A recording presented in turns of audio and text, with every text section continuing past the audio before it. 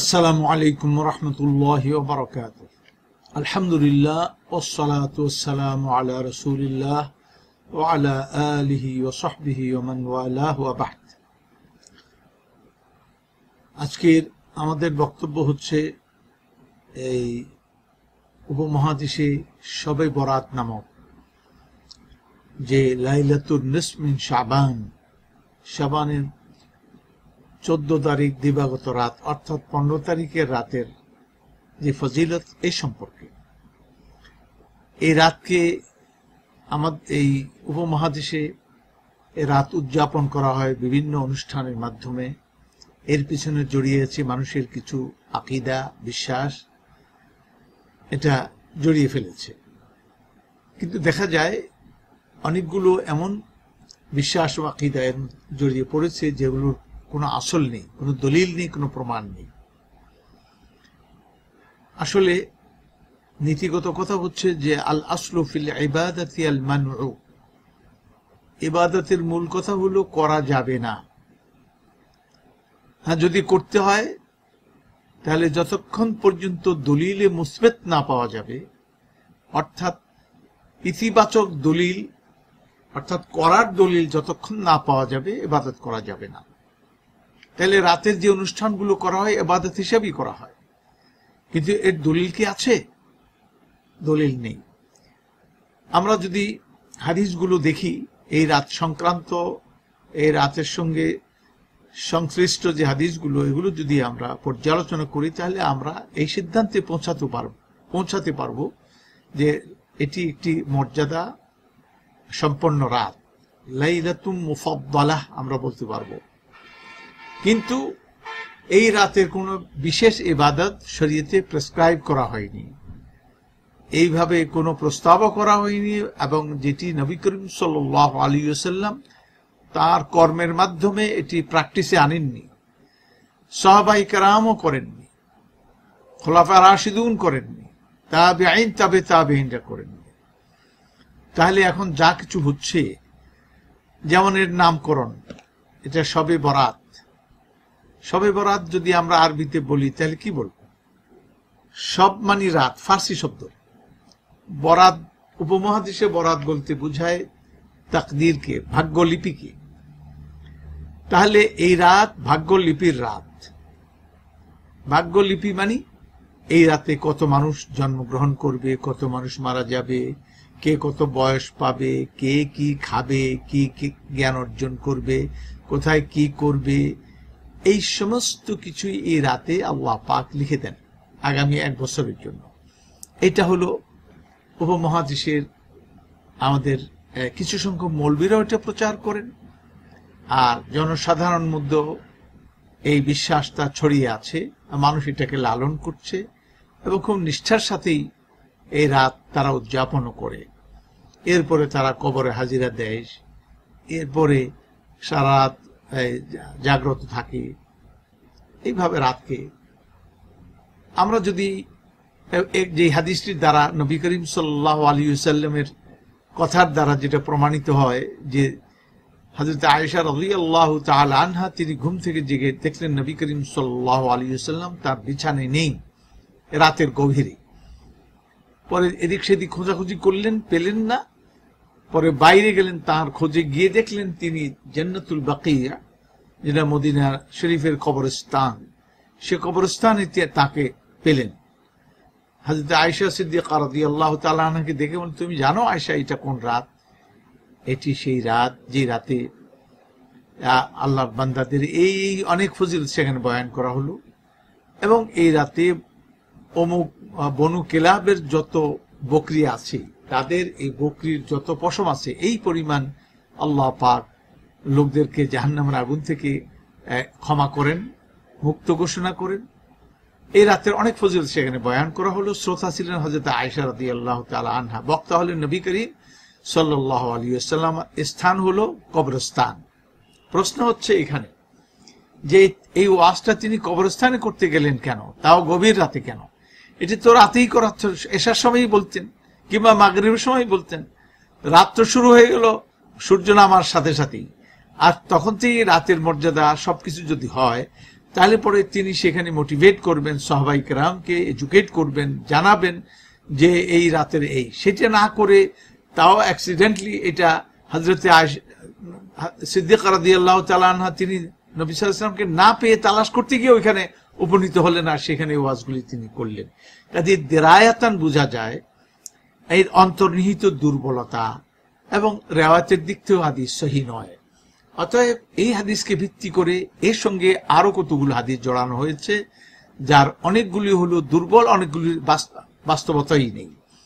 তবে সবকিছু মিলিয়ে এটা প্রমাণিত হয় যে রাত্রি মর্যাদা সম্পন্ন। তো মর্যাদা সম্পন্ন হলে কি হবে? এই রাতের নিয়তি কোনো ইবাদত তো নেই, তাহলে কি করবেন?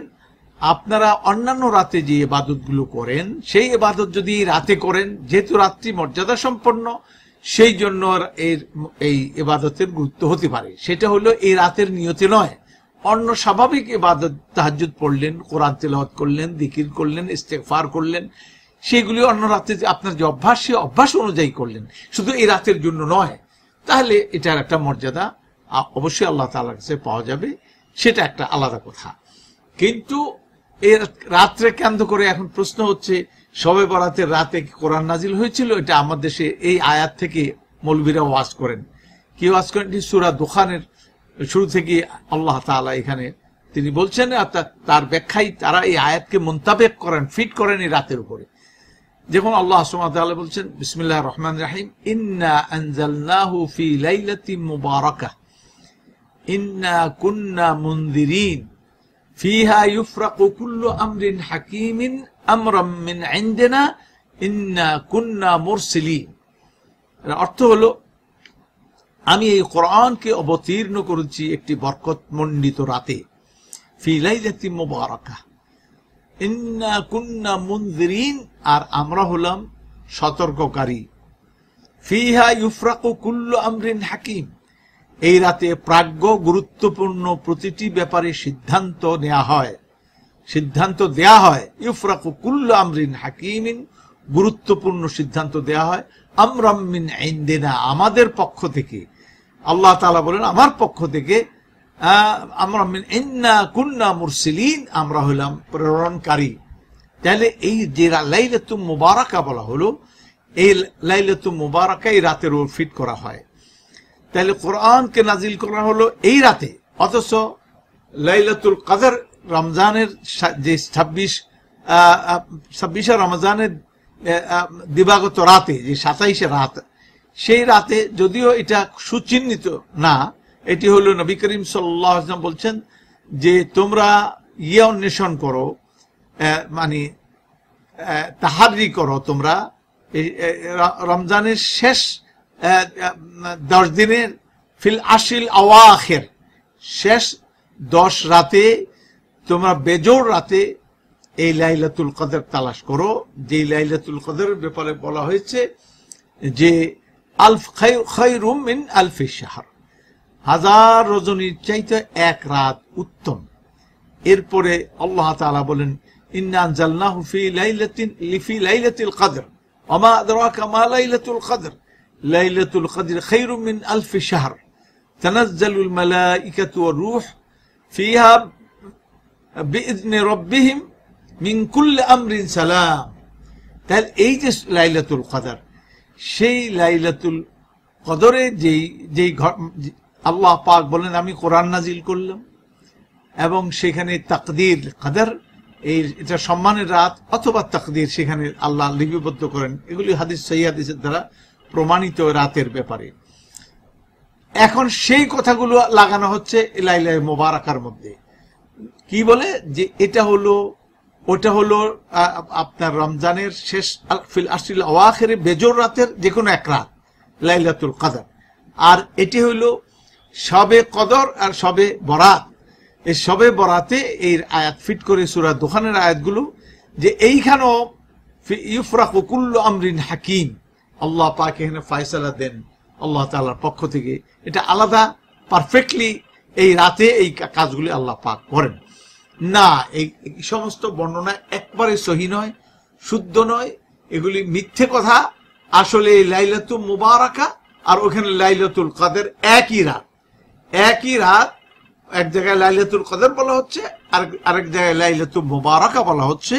সুতরাং এই রাতে কোরআন নাজিল হয়নি কথা সঠিক নয়। এরপরে বলা হচ্ছে বরং এটা লাইলাতুল কদরে নাজিল হয়েছে, এবং কোরআন লাইলাতুল কদর হলো রমজান মাসে। আর আল্লাহ তাআলা বলেন শাহরু রমাদান আল্লাযী উনজিলা ফীহিল কোরআন, রমজান মাস ওই মাস যে মাসে কোরআন অবতীর্ণ করা হয়েছে। সুতরাং লাইলাতুল কদরে ইন্না আনজালনাহু ফী লাইলাতুল কদর, তো বোঝা গেল রমজান মাসে, হাদিসের দ্বারাও বোঝা গেল এই রাতটি হলো লাইলাতুল কদর, যা রমজান মাসে পাওয়া যায়। কাজেই রমজানের বাইরে লাইলাতুল মুবারাকা যেটা বলা হচ্ছে, এটা রমজানের বাইরে নয়, লাইলাতুল কদরকে আরেকভাবে কোয়ালিফাই করছেন আল্লাহ সুবহানাহু ওয়া তাআলা। এরপরে প্রশ্ন হচ্ছে, এই রাতে কি মৃতদের আত্মা ফিরে আসে? না, এর মৃতদের আত্মা ফিরে আসে না। মনে রাখতে হবে, মানুষ যখন মারা যায় তখন কিন্তু যবনিকা পাত হয়ে যায়, সে ওই পারে আলমে বারজাখে চলে যায়। বারজাখ বলতে একটা পর্দা আছে, এই পর্দার ওই পারটা আলমে বারজাখ। মৃত্যুর সাথে সাথে সে ওই পারে চলে গেল, ওই পারে চলে গেল মানে তার রূহ ওই পারে চলে গেল। যেটা কোরআনে কারীমে আল্লাহ পাক এইভাবে বলেন যে মানুষ যখন অনুনয় বিনয় করতে শুরু করবে যে আমার একটু আরো সময় দেয়া হোক, আমার একটু ইয়ে করার সুযোগ দেয়া হোক, আমি লাআল্লি আ'মালু সালিহান ফীমা তারাকত কাল্লা, আর যাতে করে আমি ভালো কাজ করতে পারি যা আমি করতে পারিনি, আওয়াজ আসলো, ফয়সালা আসলো, কাল্লা, এটা কখনো হবে না। ইন্নাহা কালিমাতুন হুয়া কাইলুহা, এটি একটি কথার কথা, এই মৃত্যু পথযাত্রী এই কথাটি বলবে, এটি কথার কথা, কোনো কাজ হবে না। ইন্নাহা কালিমাতুন হুয়া কাইলুহা ওয়া মিন ওয়ারাইহি বারযাখুন ইলা ইয়াউমি ইউবআসুন, অথচ তার পিছন দিক থেকে একটি যবনিকা পাত হতে থাকবে, পর্দা টানিয়ে দেওয়া হবে, ইলা ইয়াউমি ইউবআসুন, একবারে পুনর্জীবিত হওয়া পর্যন্ত, মানুষ পুনর্জীবিত হওয়া পর্যন্ত ওই পারেই থাকবে, এই পারে আসার কোনো সুযোগ নেই। অতএব এই রাতে আবার ফিরে আসবে, এটা কেমন করে? রাতে আত্মারা ফিরে আসে না। আমরা যে স্বপ্ন দেখি মুরব্বীদের, এটা আল্লাহ পাক আমাদেরকে দেখান, আত্মাগুলি এসে দেখা দেয় না, তারা বলতেও পারে না। এমনকি নবী করিম সাল্লাল্লাহু আলাইহি ওয়াসাল্লামকে যারা স্বপ্নে দেখেন, নবী সাল্লাল্লাহু আলাইহি ওয়াসাল্লাম নিজে আসেন না, এটা আল্লাহ পাক তাকে বান্দার সামনে তুলে ধরেন, তা বিশেষ কিছু ইন্ডিকেট করার জন্য, ইশারা করছেন, কিছু শিক্ষা দেওয়ার জন্য এটা করেন। ঠিক এমনি ভাবে আমরা আমাদের মুরব্বীদেরকে দেখতে পাই, সেটি তারা আসেন না। যেমন মনে করেন আপনারা কেউ আমাকে স্বপ্নে দেখলেন, যেমন অনেকে বলে হুজুর আপনাকে স্বপ্নে দেখেছি, অথচ আমি এই ব্যাপারে মোটেই সিনসিয়ার না, আমি জানি না যে আমি তাকে গিয়ে হাজির হয়েছি বা তাকে ওগুলি বলছি। ঠিক অনুরূপ ভাবে ওই মুদ্রারা তারা কিছু জানেই না এই ব্যাপারে, এই পার আমরা যেগুলি দেখছি তাদের আত্মা এখানে আসে না।